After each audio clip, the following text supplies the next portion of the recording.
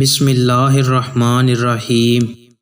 نبی کریم صلی اللہ علیہ وآلہ وسلم نے ارشاد فرمایا، جو شخص اس حال میں فوت ہو کہ وہ قبر و خیانت اور قرض سے بری ہو تو وہ جنت میں داخل ہوگا۔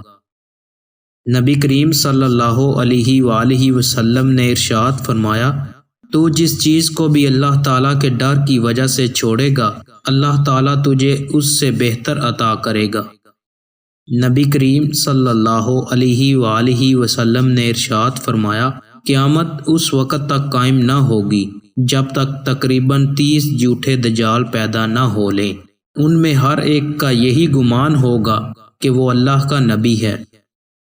دوستوں، مزید اچھی ویڈیوز کے لیے چینل کو سبسکرائب لازمی کریں۔ بہت شکریہ۔